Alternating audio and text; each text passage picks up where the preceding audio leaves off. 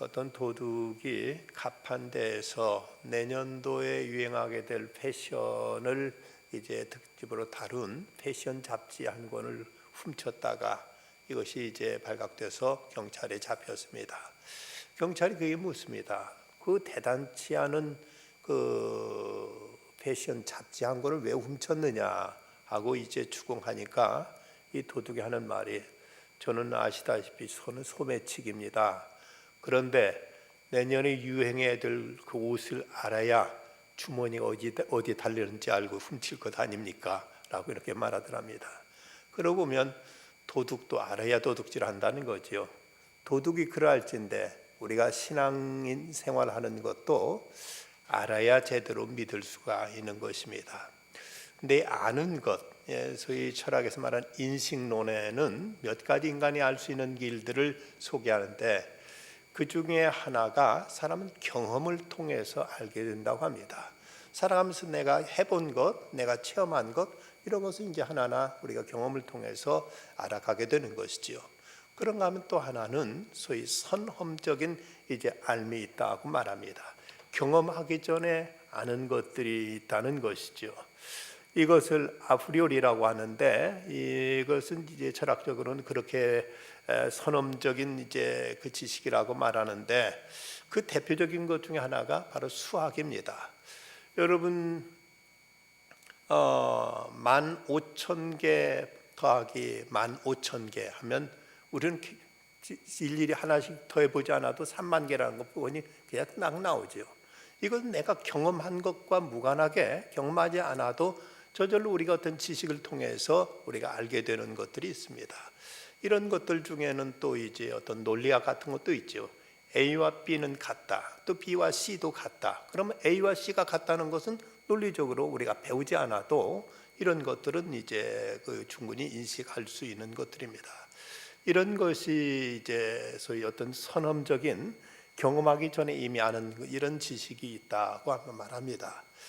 그런데 이제 독특한 또 하나의 지식이 있다면 그것은 바로 기독교에 말하는 하나님의 계시에 의한 지식입니다.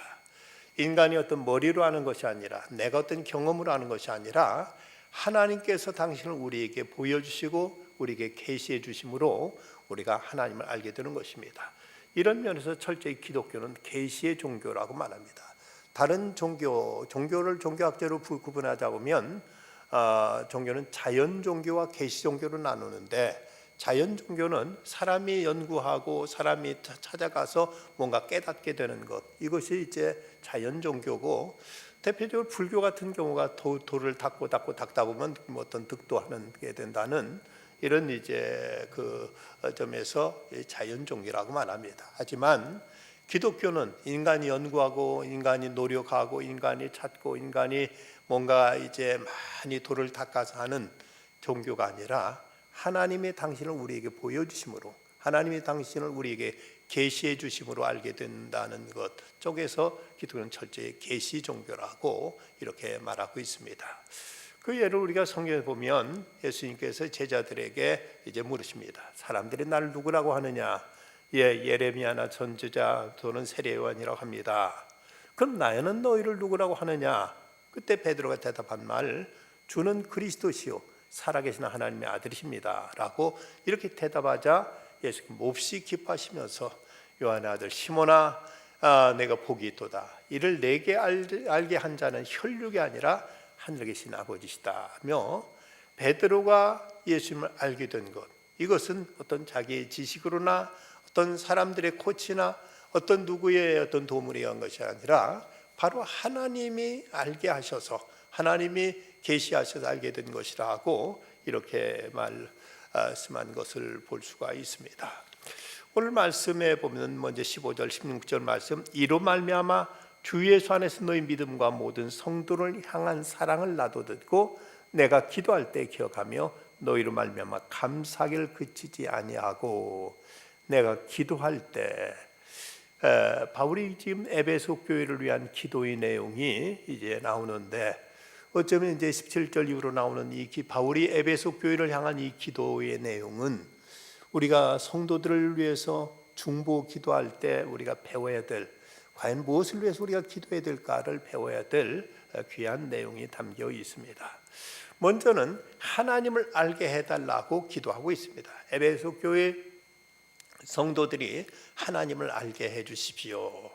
17절 말씀, 우리 주 예수 그리스도의 하나님 영광의 아버지께서 지혜와 계시의 영을 너희에게 주사 하나님을 알게 하시고, 하나님이 주신 지혜로 하나님이 주시는 그 계시를 통해서 하나님을 알게 해달라고 이렇게 바울은 기도하고 있습니다. 이것이 인간의 어떤 교육을 통해서 할 수 있는 일이라면 굳이 그렇게 기도할 필요, 바울이 직접 가르쳐 주면 되고, 누구한테 이제 부탁해서 저 하나님 모르니까 좀 잘 좀 가르쳐 줘라 하면 되겠지만, 하나님을 아는 것은 인간의 지식으로 알 수 있는 것이 아니기 때문에, 어떤 교육을 통해서 알아지는 것이 아니기 때문에 바울이 저들을 위해 기도하면서 하나님을 알게 해달라고 이렇게 기도하고 있습니다. 우리가 하나님을 안다는 것, 이것은 인간의 의지로 되는 것이 아니기에, 인간의 지식으로만 되는 것이 아니기에, 이건 반드시 여기는 하나님의 계시가 필요하다는 사실입니다. 아래 토레 목사님에게 한 여인이 찾아와서 소연합니다. 제대로 좀 예수 믿고 싶은데 그게 마음대로 잘 안 됩니다. 어떻게 하면 저도 좀 누구처럼 그게 뜨겁게 제대로 하나님을 알고 제대로 믿을 수 있겠습니까? 라고 이렇게 이제 자기의 간절한 소원을 얘기하자, 토레 목사님이 그에게 고치하기를, 지금부터 일주일 동안은 다른 기도를 하지 말고 하나님, 내가 누군지 나를 이제 나의 진면목, 나의 본 모습을 바로 알게 해주십시오라고 기도하라고 이렇게 일렀습니다. 그래서 이분이 이제 집에 가서 기도하는데, 다른 기도 일절하지 않고 하나님, 도대체 난 누굽니까?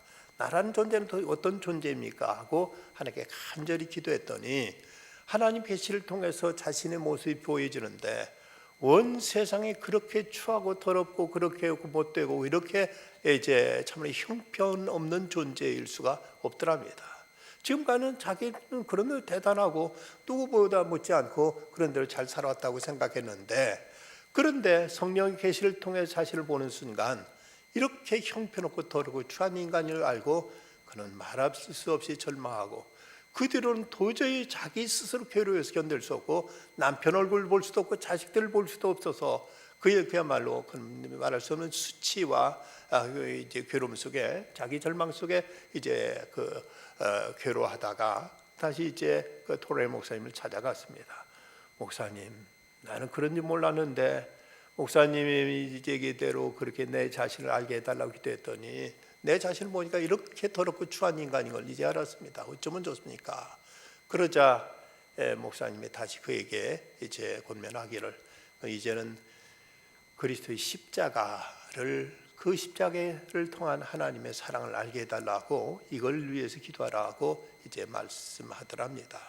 그래서 이제 하나님 앞에 간절히 주님의 십자가를 알게 해주십시오, 그 십자가를 통한 하나님의 사랑을 알게 해주십시오 라고 기도했더니, 예수님께 십자가 흘리시면서 내가 너의 죄를 사했다, 내가 너를 사랑한다, 내가 너를 위해 이렇게 십자가에 달렸다고 말씀하시는 그 음성을 듣고는, 내가 이렇게 형편없는 죄인인데도 불구하고 우리 주님 나를 이토록 사랑하시는구나 하고, 그때부터 십자가만 봐도 은혜가 되고 눈물이 나오고 그저 감사하고 그 믿음 생활을 완전히 이제 새롭게 할 수 있었다는 것입니다. 우리가 주님을 안다는 것, 이것은 대단히 중요합니다. 하나님을 알지 못하고는 우리 믿음은 제대로 우리가 이제 신앙생활을 할 수가 없는 것이죠. 알지도 못하는 신을 우리가 어떻게 믿을 것인가? 그분과 나 어떤 관계가 있는가? 그분에 대해서 인간의 어떤 지식과 인간의 어떤 경험 가지고 얘기해 보지만, 그러나 이것이 하나님을 알게 하는 것은 아닙니다. 하나님을 안다는 것은 우리의 신앙에서 필수적인 것이고, 이것은 우리가 보다 더 깊이 알아갈수록 하나님 얼마나 크고 놀라우신 분인가, 하나님 얼마나 사랑이 이제 절대적인 그 귀하신 분인가를 알게 될 것입니다.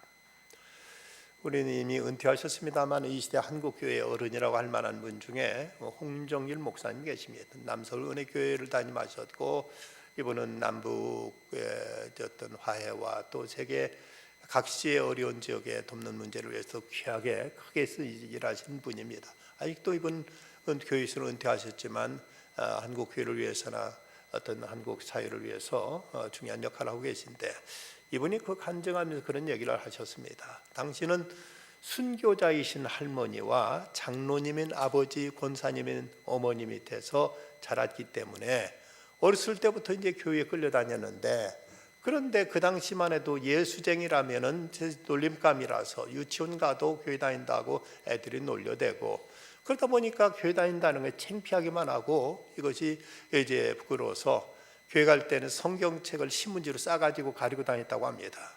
그렇게 교회를 다녔는데 이분이 대학에 철학과를 들어갔는데, 대학교에 갔다가 눈에 번쩍 띄는 책이 있었습니다. 그건 버틀란트 러셀의 나는 왜 크리스찬이 아닌가라는 Why I am not a Christian이라는 이 책을 그는 발견하게 됩니다. 이 버틀란트 러셀이라면 대단한 이제 20세기 석학이죠. 이 사람은 뭐 어떤 수리학자고 철학자고 논리학자고 대단한 이제 그 사람이라서 이제 토마스 이제 레오나르도 다빈치라든지 괴테라든지 파스칼 같은 사람을 유니버설맨이라고 불렸는데, 바로 이제 러셀도 유니버설맨이라고 이렇게 불려지는 사람입니다.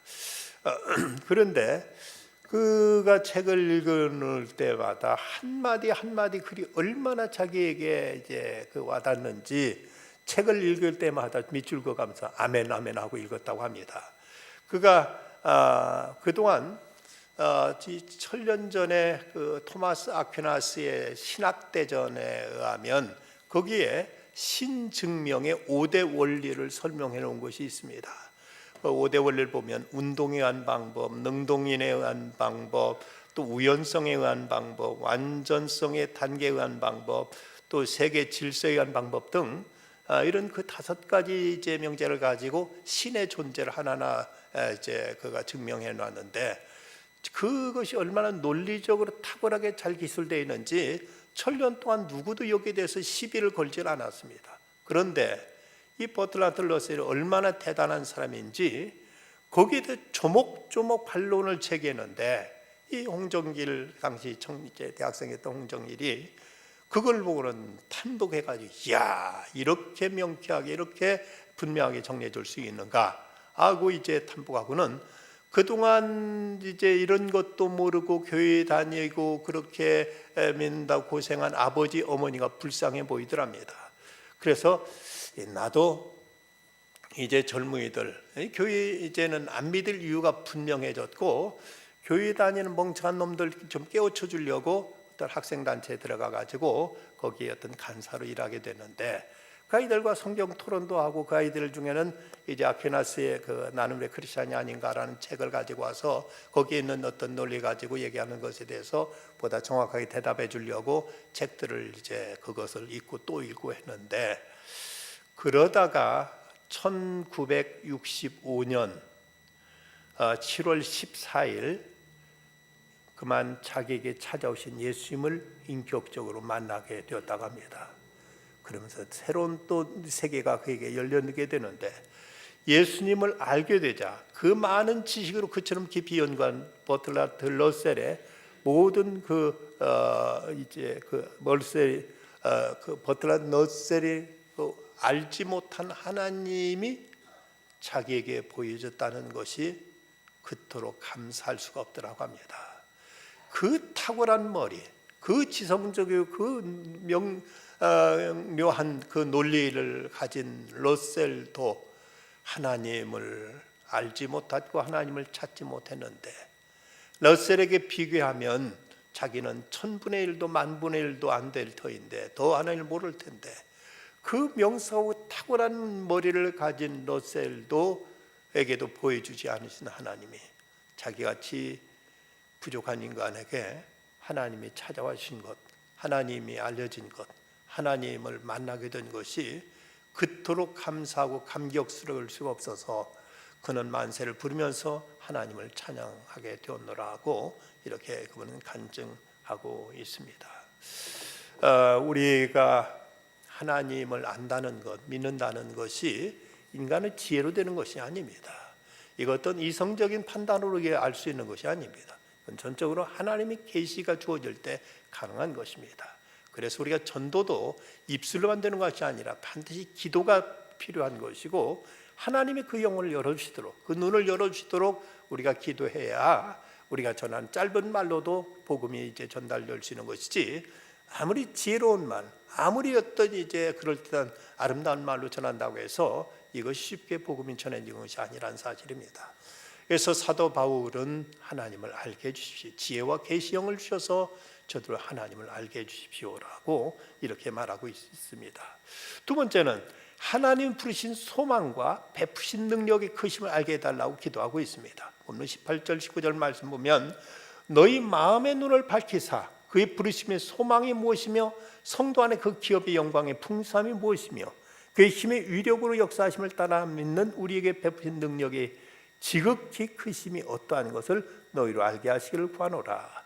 뭐냐, 하나님을 알게 해달라고 기도한 바울은 이제 에베소 교회 성도들에게 그들에게 베푸신 그 능력의 크심, 부르신 소망과 베푸신 능력의 크심을 알게 해달라고 말씀하고 있습니다. 이 부르신다는 것은 소명이라고 말할 수 있는 것이죠. 우리에게 중요한 것이 또한 우리를 부르신 그 소명을 우리가 알아야 됩니다. 신학교로 갈 때 제일 면접 시간은 중요하게 보는 것이 바로 소명입니다. 하나님께로부터 부름받은 거기에 대한 확신이 있느냐는 것을 이제 확인하는 것. 그런데 이 소명이라는 것은 어떤 성직자에게만 있는 것이 아니라 모든 성도에게도 다 이제 소명이 있습니다. 수고하고 무거운 짐진 자들아 다 내게로 오라. 주님이 우리를 부르셨기에 우리가 하나님 앞에 나오게 된 것이지요. 이거 이제 주님께서 우리를 부르신 그 부름을 알고, 또 주님께 우리에게 예비하신 그 소망의 그 능력의 크심을 우리가 알기를 위해서 이제 사도 바울은 기도하고 있습니다. 이 부르심이 우리에게 소망이 되는데, 사람들이 절망하는 이유는 소망이 없기 때문입니다. 사람들이 자살하는 이유는 살아갈 힘, 살아갈 이유, 살아갈 의미가 없기 때문에 사람들은 작은 어떤 문제 하나에도 그만 쉽게 절망하고 쉽게 이제 자포자기하고 스스로 목숨을 끊는 경우도 볼 수가 있습니다.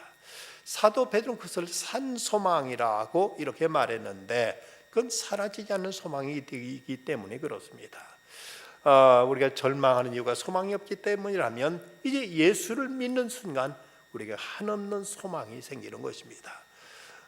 심수봉 씨가 불자로서 전국에 있는 사찰 중에 안 가본 사찰이 없는데도 불구하고 그토록 열심히 절간마다 찾아다니면서 돌을 닦고 돌을 구했는데도, 그는 늘 그에게는 죽음의 그림자가 떠나지 않았고 항상 죽음의 문제 앞에 너는 항상 그는 어둡게 살았는데, 어떻게 이분이 예수를 믿게 되고 나서는 완전히 그 인생관이 180도 바뀌어져서 그렇게 그가 밝아지고 그렇게 의욕적으로 복음을 위해서 그렇게 헌신하면서 자기 집을 개방해가지고 자기 집에다 예배실을 만들어 놓고 거기서 여러 이곳 곳곳에 많은 단체로 하여금 집회할 수 있도록 이렇게까지 제공하면서 열심히 살아가는 모습을 보이고 있습니다. 우리에게 부르신 소망의 문제, 이것을 알게 해달라, 그 능력이 크심을 알게 해달라고 말씀합니다. 하나님 우리를 부르셨다는 사실, 이것은 우리를 이제 구원으로 부르셨을 뿐만 아니라 하나님 어떤 이제 사명애로 또 하나님은 우리를 부르신 것입니다. 미국의 교육자 파커 팔먼은 말하기를 소명이란 의지에서 나오는 것이 아니라 듣는 데서부터 출발한다. 소명이란 성취해야 될 목표가 아니라 이미 주어진 선물이라고 말하고 있습니다. 내게 소명이 뭔가? 이것은 이제 이미 주어져 있다. 이것은 내가 조치해야 될 목표가 아니라 이미 내게 주어진 것이라고 이렇게 말하고 있습니다. 그래서 인생에 매우 중요한 것인 내가 해야 할 일이 무엇인가라는 문제는, 이것은 내가 누구인가는 문제로부터 출발하는 것이고, 그리고 나는 누구인가는 문제는 나는 누구의 것이냐는 이제 근본 내 소속에서부터 비롯된다. 나라는 존재가 자연적인 존재가 아니죠. 내 스스로 생긴 존재가 아니고 독립적인 존재, 자존적인 존재가 아닙니다. 신에 의해서 하나님의 내가 지어졌다면, 그분이 내가 그분 것이라면 그분은 우리에게 소명을 주셔서 우리라고 이제 세상에 태어나게 된 것입니다. 하나님은 우리를 부르셨고 하나님께 나를 지으신 하나님, 그분은 나를 쓰시려고, 나를 통해 무엇인가 이루시려고 하나님께 나를 부르시고 나를 세우셨다면 그 뜻을 알고 그 뜻을 따라 살아가는 것, 이것이 인생의 참된 이제 자세요, 이것이 바른 태도입니다. 성 안토니오께서 내가 누구 것이고 나는 당신은 누구시며 난 무엇입니까? 라는 이 질문만 가지고 3년 동안 산에 가서 기도했다고 합니다. 당신은 누구시고 나는 누구입니까? 그것을 알면은 우리가 살아갈 이유가 분명하고 우리가 삶에 있어서 우리 존재의 이유와 그 목적과 가치가 선명해지는 것입니다. 아더벨이라는 사람이 있습니다. 이 사람은 이제 명문 가정에 태어났고 그는 아주 부잣집에서 남부럽지 않게 이제 자랐습니다. 재능도 천부적인 재능을 타고나서 그는 지능적인 지수도 탁월해서 학벌도 특출했고 용모도 뛰어나고 키도 훤칠했다고 합니다. 아주 늠름한 데다가 운동신경까지 좋아서 못하는 운동이 없었고, 또 그는 음악적인 재질도 또 탁월해 가지고 피아노 독주를 할 만큼 피아노도 이렇게 잘 쳤다고 합니다.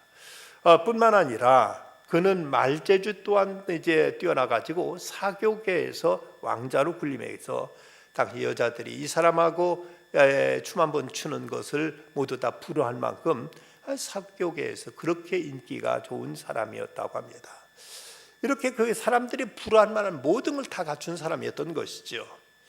그런데 이 사람이 무엇에 몰두했는지, 무엇을 위해서 살았는지, 그래서 그는 그의 운명이 어떻게 됐는가 하면, 이 사람은 그토록 뛰어난 많은 자질과 용모와 여러 가지 많은 스펙을 가지고서도 그가 실제로 했던 것은 보석 도둑이었습니다.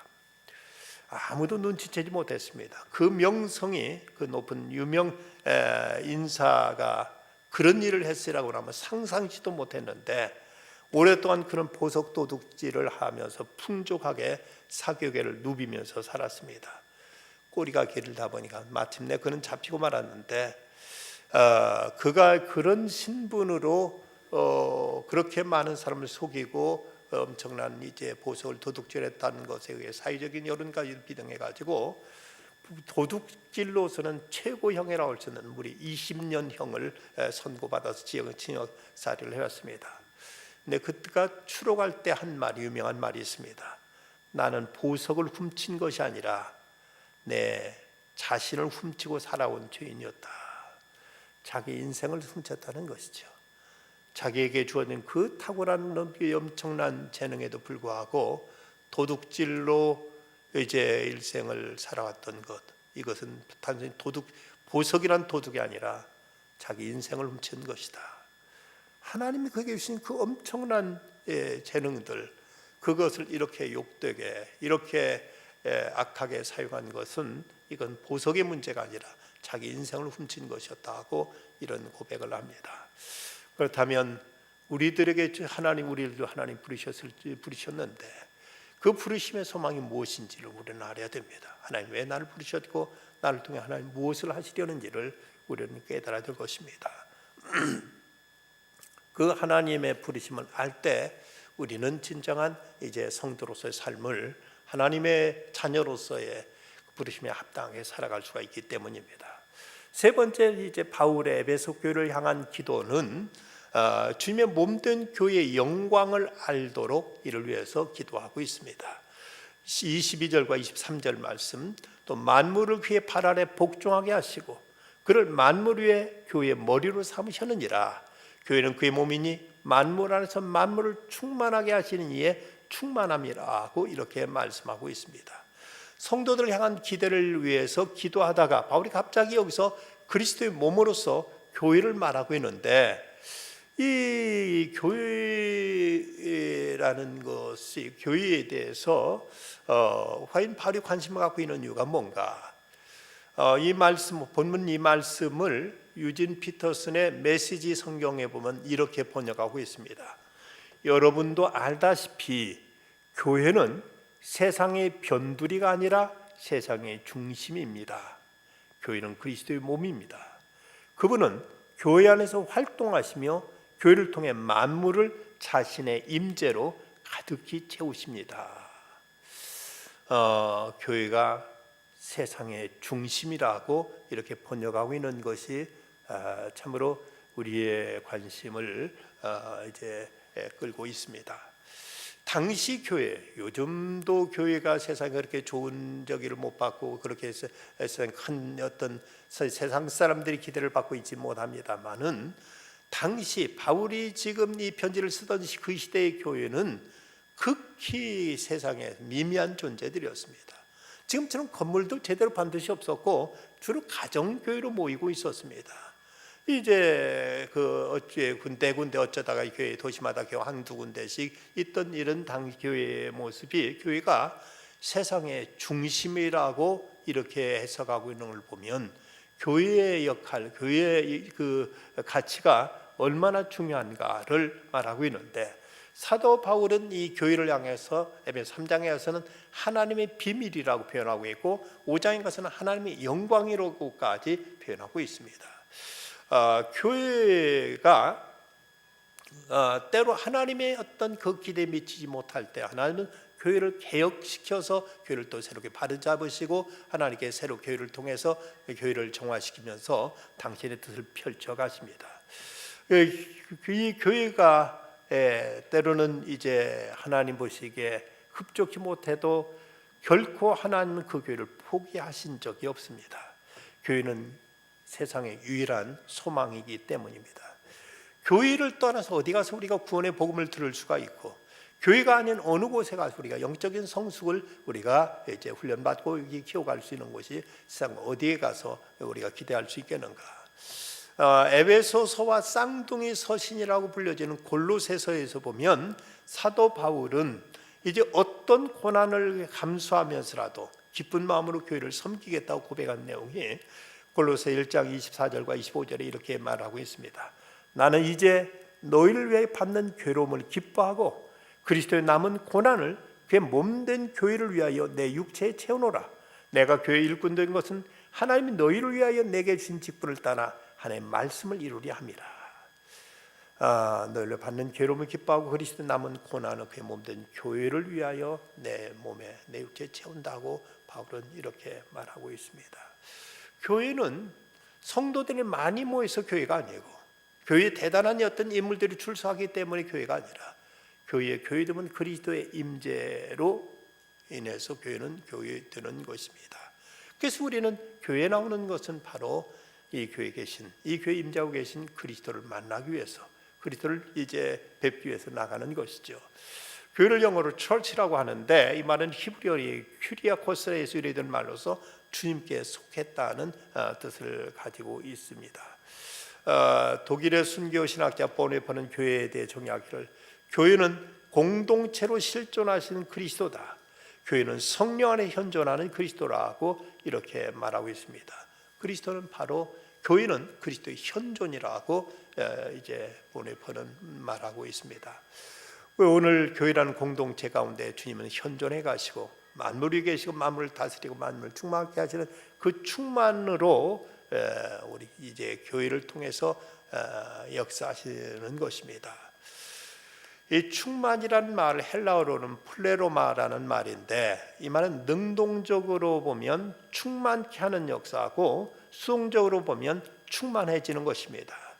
어떤 학자는 이것을 아주 풍자적으로 이렇게 표현했습니다. 신부 없는 신랑, 가지 없는 포도나무, 몸 없는 머리, 이건 불완전한 것이다. 그리스도는 신랑 되시고 포도나무 되시고 머리가 되신다. 결국 충만은 사랑하는 신부와 함께하는 신랑, 많은 열매를 맺는 가지가 있는 포도나무, 온전한 인격체를 지닌 몸의 머리다. 이렇게 교회가 이루어진다. 우리 주님은 이 교회를 통해서 교회 안에 충만하시고 교회를 충만케 하시고 교회를 통해서 세상을 충만케 하신다고 이렇게 말하고 있습니다. 세상이 이렇게 존재하는 이유는 어쩌면 교회를 통해서 생명이 공급되고 있기 때문에 세상은 존재하는 것이라고 말할 수가 있습니다. 세계의 역사를 바꿔놨다고 하는 사도 바울은 본래 그는 바리새인으로 예수 믿는 사람들을 핍박했고, 그러면서 그는 이제 스데반을 이제 죽이는데 그런 앞장섰던 사람입니다.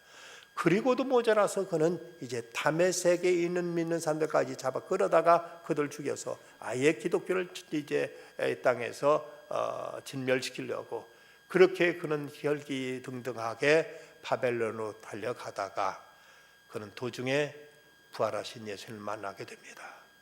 이때 예수님이 하신 말씀, 사울아 사울아 왜 내가 나를 핍박하느냐 하는 음성을 듣습니다. 이때 그 사울이었던 그 바울은 내가 언제 당신을 핍박했습니까?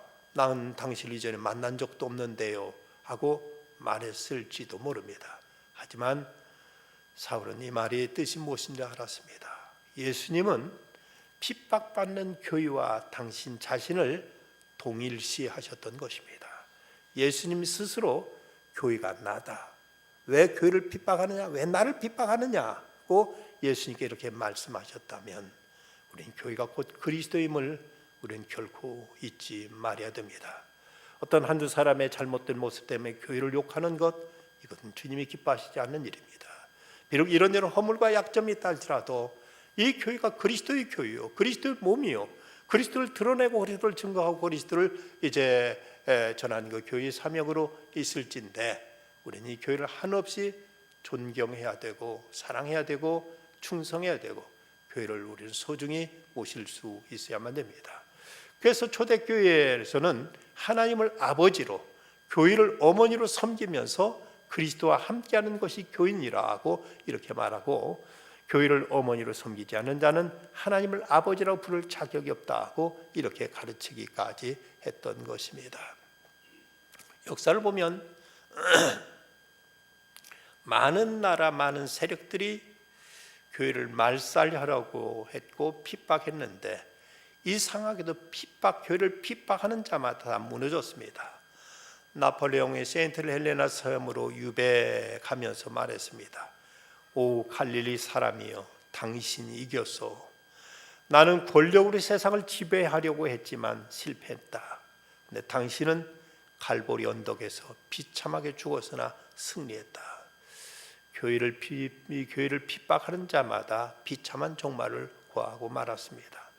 개인이고 민족이고 다 망하게 되고 말았습니다. 하지만 부족한 중에도 교회를 높이고 교회를 영화롭게 한 사람들은 그 나라 민족은 부흥하고 영광을 누리었던 것입니다. 어떤 이는 경제 성장과 교회 성장을 이제 같은 어떤 이제 패러다임으로 보는 사람도 있습니다. 교회가 성장할 때 나라의 경제도 성장했다. 하지만 교회가 침체하면서 나라의 경제도 이제 하향했다고 보는데, 사실 우리나라가 그러합니다. 우리나라가 1988년 88 올림픽 때까지 경제가 지속적으로 성장하다가 올림픽이 지나고 나서부터 우리나라 경제가 침체하기 시작했습니다. 그런데 교회의 성장이 그러했습니다. 그때까지 교회가 물질에서 꾸준히 성장해 오다가 1990년대 들어서면서부터 정체 내지는 하향 곡선으로 빠지게 된 것이 어쩌면 우리나라 경제 성장과도 같은 이제 그 그래프를 그리고 있는 것으로 보여주고 있습니다. 1917년 레닌이 공산혁명을 일으키고 1000년이 넘도록 지속되어 온 러시아 교회들의 문을 닫아버렸습니다. 그리고 그곳을 예배당을 이제 공산당 당사, 노동자 숙소, 심지어는 스케이트장으로 만들어 버렸습니다.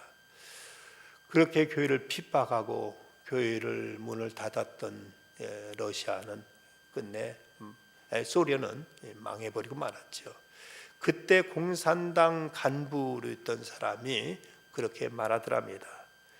교회 문을 닫아버렸더니 모든 문이 다 닫혀버렸다. 교회 문을 닫으면 그들에게 구원의 문, 축복의 문, 그리고 은혜의 문, 모든 문이 다 닫혀버리고 만다는 사실을 우리는 알아야만 됩니다. 나라가 잘 되기 위해서도 교회가 반드시 서야 되고, 교회가 정결해야 되고 교회가 부흥해야 되고 교회가 성장해야만 국가의 경제든 나라의 운영이든 모든 것이 다 잘 될 수 있음을 성경은 말씀합니다. 교회가 세상을 충만케 하는 자의 충만이다. 교회는 세상을 충만케 하는 이런 사명을 받았고 이런 역할을 하고 이런 이제 일이 이루어질 때 세상도 함께 충만해진다고 말씀하고 있습니다. 북한을 보더라도 옛날 평양은 이 극동의 예루살렘이라고 이렇게 불려졌던 곳. 그 당시 일제 때만 해도 일본 강점기 그때만 해도 평양 시내는 주일이면 모든 시장 모든 가게마다 다 문을 다 닫을 정도로 그렇게 평양은 주일 성수하는 사람들이 많았고 그렇게 예수 믿는 사람이 많았던 곳입니다. 하지만 이제 해방 후에 북한이 공산화되면서 모든 믿는 사람들이 쫓겨났거나 아니면 순교를 당했거나 하면서 교회 문이 닫히게 되고 마니까 저들은 먹을 것이 없어서 굶어 죽을 지경으로 세상에 가장 못 사는 나라로 전락해버리고 만 것입니다. 우리는 이제 교회는 그리스도 몸이란 사실, 이 교회는 세상을 충만케 하는 자의 충만임을 우리는 알아야 됩니다. 이것이 우리 또 사명이고 이를 위해서 우리가 교회가 어떠한가, 교회의 영광을 우리는 바라봐야만 됩니다. 몇몇 모이는 사람들만 보고 어떤 사람은 말하기를 헤이 개척교 하나 생기니까 하는 말, 저기도 구멍가게 하나 생겼구만 하고 이렇게 비아냥대더라는데 이렇게 우리는 교회를 함부로 폄훼해서는 안 될 것입니다. 그리스도께서 왜 내가 날 핍박하느냐고 사울에게 말씀하신 것처럼 교회를 욕되게 하는 것이 곧 주님을 욕하는 것이 될 수 있음을 안다면 어떤 경우에도 우리는 교회는 그리스도의 몸임을 우리는 고백하고 인정할 수 있어야만 됩니다. 그래서 고린도전서 3장 17절 말씀 보면 누구든지 하나님의 성전을 더럽히면 하나님 그 사람을 멸하시리라. 하나님의 성전은 거룩하니 너희도 그러하니라 하고 말씀하고 있습니다.